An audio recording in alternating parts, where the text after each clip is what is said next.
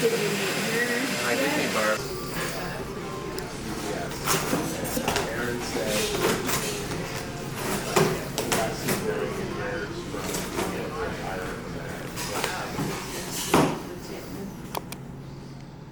I wanted to do two different collections, both to have myself spend time in a medium I don't do much of, which is acrylic. And coming from New Jersey to Vermont and having come to love it, I wanted to celebrate Vermont in paintings, and thought that that was also a different audience of viewers that would like that different than my abstract paintings, which are harder to enter for some people. And with watercolors, it's a very cool balance of controlling it and demanding you get what you're envisioning, and also at the same time letting the watercolor do its own thing. And that balance is, I think, good for us as people. And so in starting any of my watercolors that are here, I just take paint and just throw it and splatter it at the paper.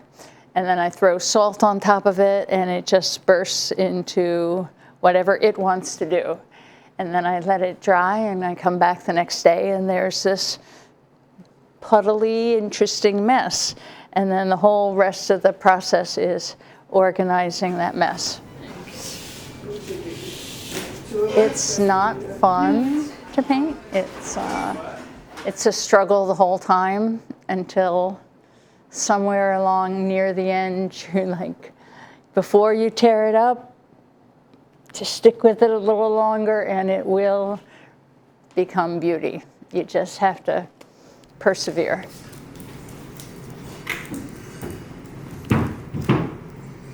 The Vermont Visions collection, and that's really like my homage to my time in Vermont and how beautiful landscapes are.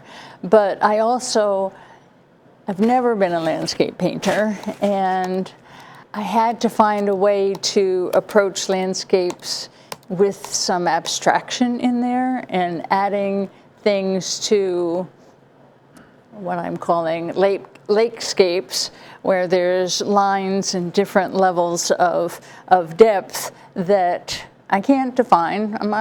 I'm not deciding if that's land going across the lake or if that's water up front. It still has elements of abstraction, which was really the only way I could do landscape-ish things and still stay interested. Yeah. Well, I've taught public school for many years, most of it in the art room, bringing in more of the arts into their visual art, whether it was writing poetry for their pieces or photography. And my classes just became more of an arts integration setting. And then the district liked what I was doing, and we made a position where I'm an arts integration specialist, and I go anywhere K to 12, bringing in the arts to subjects that don't typically have the arts. So it might be music into a physics class, or art into anatomy and physiology classes. And if we say that the overall goal of arts integration is to be developing more creative thinkers, greater problem solvers, because really with our kindergartners right now, we don't know how to teach them for what's coming in 20 years or 18 years.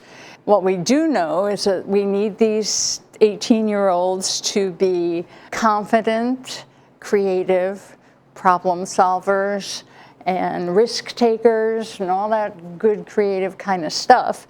And then they'll have the skills and the personality and the kindness and all those things to do whatever our world is going to be like 15 years from now.